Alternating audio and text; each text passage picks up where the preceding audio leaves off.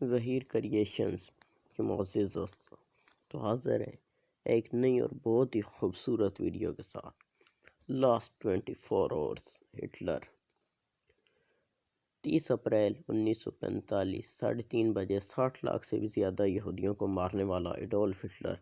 سر پر بندوق رکھ کر کھڑا تھا۔ سر پر بندوق رکھ کر اس نے خود کو مار دیا۔ یہاں پر وہ اکیلے نہیں مرا، اپنی موت سے پہلے ہٹلر نے اپنے 3 ہی سب سے خاص لوگوں کو موت کا مزہ چکھا کر گیا، اور ان سب مرڈر کو انجام دینے کے لیے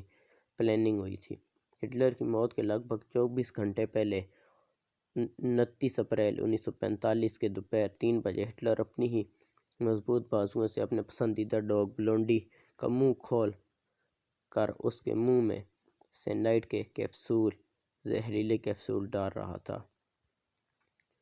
بلونڈی اسی وقت زمین پر گرا، اور بلونڈی وہ ڈاگ تھا جسے ہٹلر نے اپنے ہاتھوں سے اپنے بچوں کی طرح پالا تھا۔ سوچنے کی بات یہاں پر یہ ہے کہ ہٹلر نے اپنے بیٹے کی طرح پالنے والے کتے کو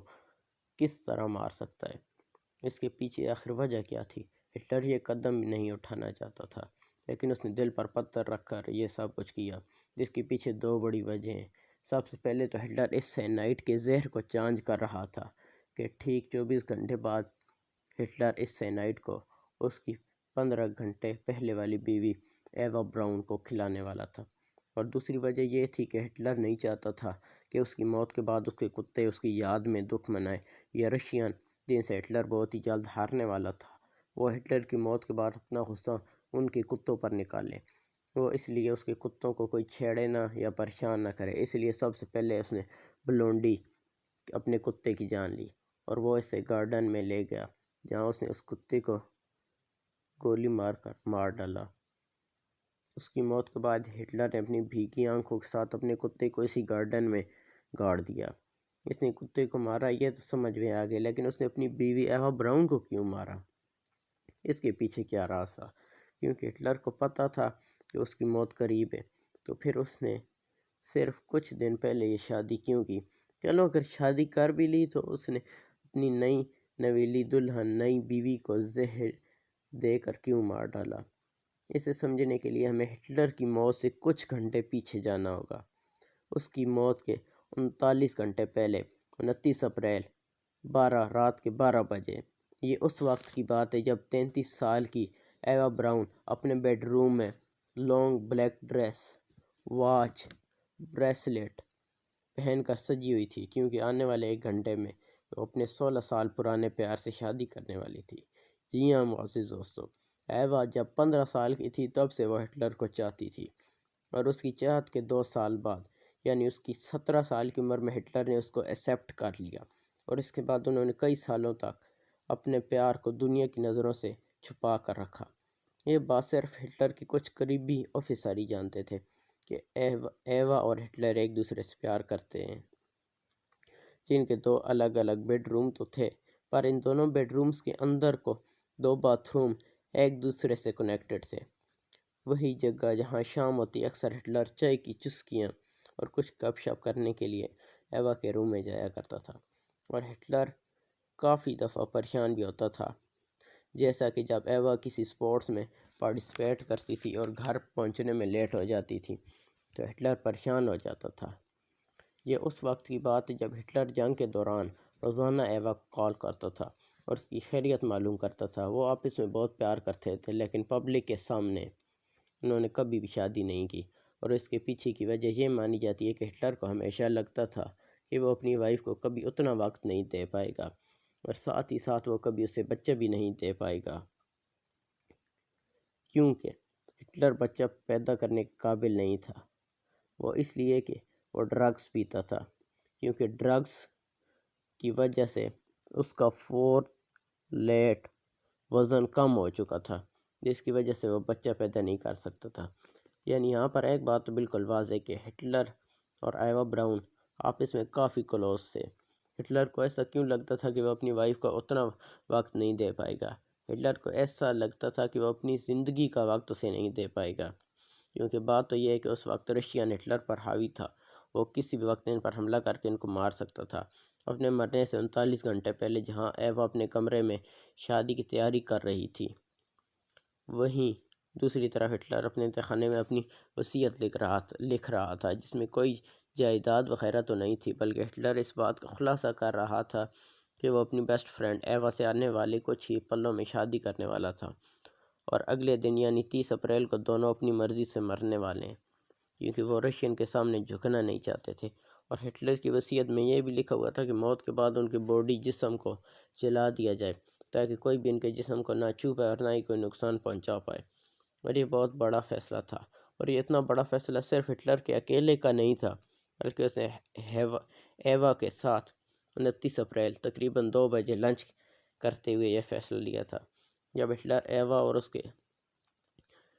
دوست بیٹھے ہوئے تھے، تب ہٹلر نے ایک عجیب سی حرکت کی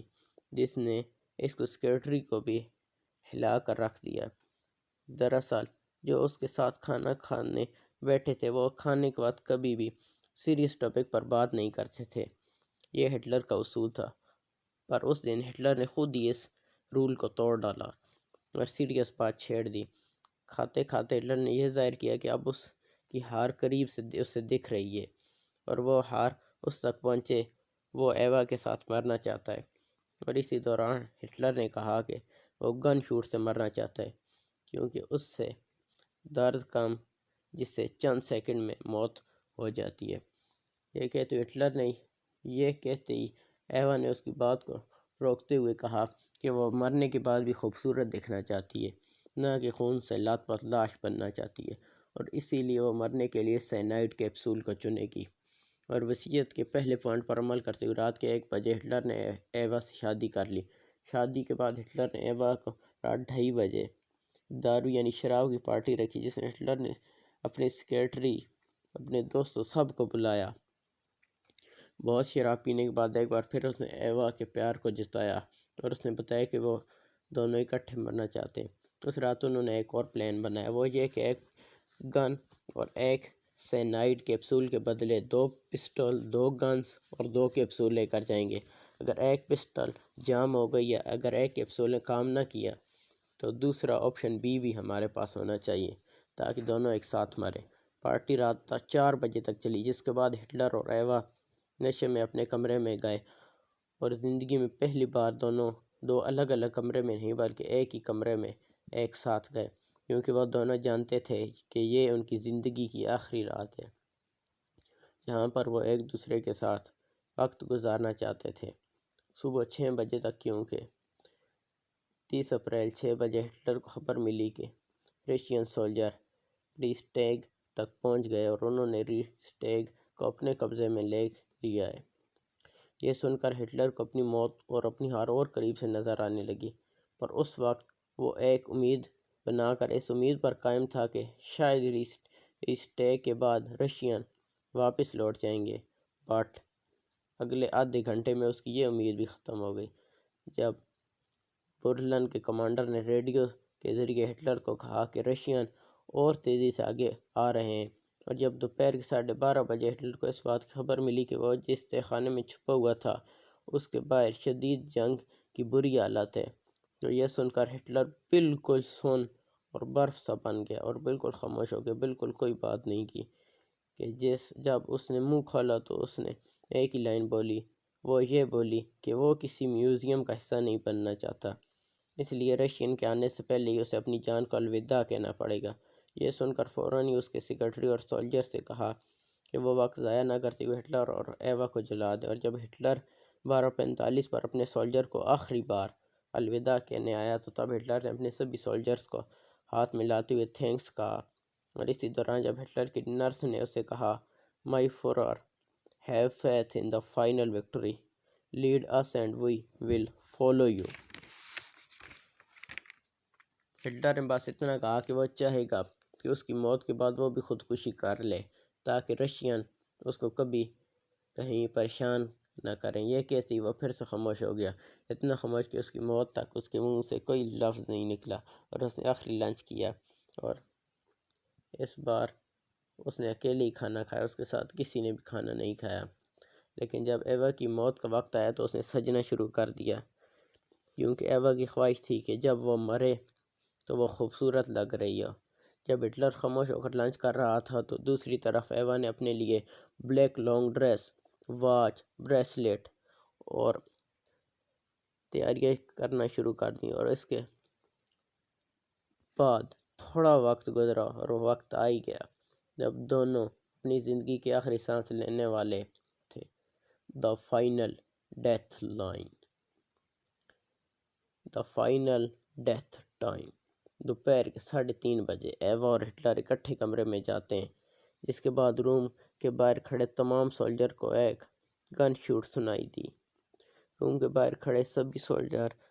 سن ہو چکے تھے اور 3:40 تک کوئی نہ کوئی ہلا اور نہ کوئی بولا۔ پھر آخر ہٹلر کی آخری وصیت کو پورا تو کرنا تھا کہ پھر ہٹلر کے دو دوست مورٹین بورنمان اور ہینائز لینگ کمرے میں گئے اور دونوں کی لاشوں کو اٹھایا، اور ٹھیک 3:50 پر دونوں کی لاشوں کو ایک ساتھ پٹرول ڈال کر اسے جلا دیا گیا، اور اس کے بعد شام کے 6 بجے آفیسر ایوالڈ لینڈلوف نے دونوں کی لاشوں کو، یعنی جہاں سے یہ ساری کہانی شروع ہوئی تھی، اس جگہ جہاں ہٹلر نے اپنے کتوں کو دفنایا، اسی گارڈن میں انہیں بھی گاڑ دیا۔ دوستو، یہ کہانی سن کر آپ کو ہٹلر کے بارے میں ایک نئی کہانی پتہ چلی ہوگی۔ تو امید ہے کہ آپ کو ہماری یہ ویڈیو ضرور اچھی لگی ہوگی۔ کمنٹ کے ذریعے اپنی رائے کا اظہار ضرور کیجیے گا۔